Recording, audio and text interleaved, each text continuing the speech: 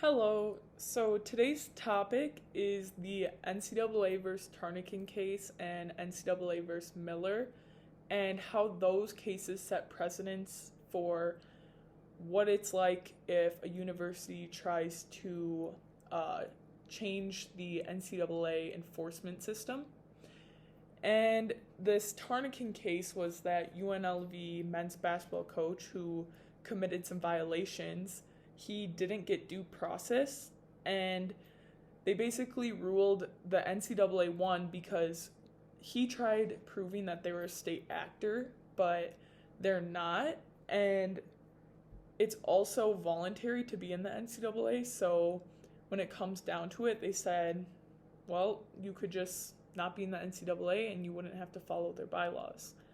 Miller was the governor for Nevada at the time, and he didn't think this was fair, so he tried to pass a state law, and the NCAA ruled that you can't just pass a state law and make the NCAA adhere to your state differently than the other 49 states.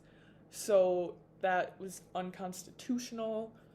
And when it comes to these questions, so the first one is, what reasonable options does a university have if they believe the NCAA's rule enforcement system is unfair?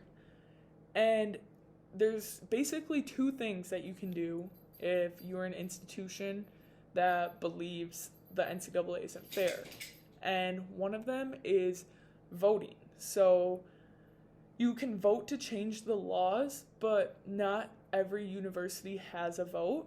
So it comes down to like representation. So the Autonomy 5 schools, they're bigger, so they have a total of 80 votes, which means they have more influence than the smaller schools, like the little mid-majors. And um, if the autonomy schools have 3 out of the 5 conferences vote for this change, they also need to have over 60% of the majority or the representation. And if 4 to 5 conferences pass it, they just have to have the majority vote. So that could be 51%. When it comes to voting, there's SAC, which is Student Athlete Advisory Committee, and that's where the student athletes have a voice and they can use that to create some influence. Presidents and administrators also have some influence when it comes to voting and decision making. So there's multiple committees that vote for different topics. There's also a men's basketball, women's basketball, and football committee. And I believe the reasoning behind having just those sports with specific committees is those sports are kind of like the more visible ones, and they're the revenue builders. At least men's basketball and football, and in some cases women's basketball is a revenue builder as well, depending on the school. So these schools compete in those tournaments like March Madness, where at the end of the day, once the March Madness tournament is complete, they make a lot of revenue from that. And the revenue made from the tournament is then split up among all the NCAA schools. No matter what, there's a minimum. So Arkansas, whatever, Wisconsin, Green Bay, like they're going to get the minimum amount. Unless you make it further in the tournament, then there's some more benefits to that. So the main thing you can do is vote and try to like influence voters if you believe that a bylaw needs to be changed. And you could also just not be in the NCAA anymore. There's junior college and NAIA, which don't really follow the same exact rules. They don't have to, but since JUCOs are feeders to the NCAA, they operate under very similar laws. But it's kind of unrealistic for a school to not want to be a part of the NCAA because of these minimum amounts of money that they are supposed to get each year.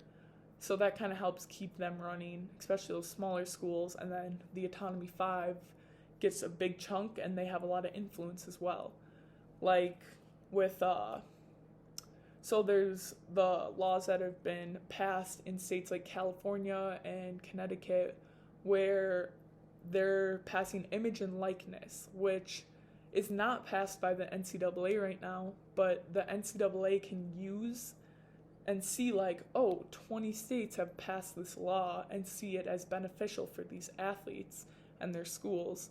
So maybe that gives them some more influence where in the Tarnakin case, it was one state trying to create a law that basically just applied to them in that situation. So they didn't find that as beneficial.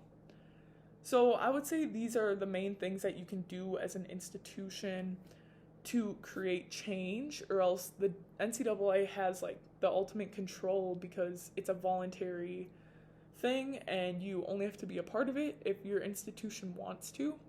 NCAA is also represented by some high up people. They know what they're doing, they have people's best interest in mind. So at the end of the day, it's not some, like you said, some guys in a basement just deciding what's best for all these student athletes. So it is a good institution to be a part of, and most schools will want to do that. But from a risk management perspective, a university probably shouldn't try to go after the NCAA because they're really protected and they are very high up. So it seems like by challenging bylaws, you don't really get anywhere unless you have like a lot of influence behind you and a lot of power where they could see that being beneficial to everyone and not just your little state or your institution. But yeah, that's all I have to say about the Tarnakin versus NCAA and Miller versus NCAA case and what you can do as an institution to change these bylaws.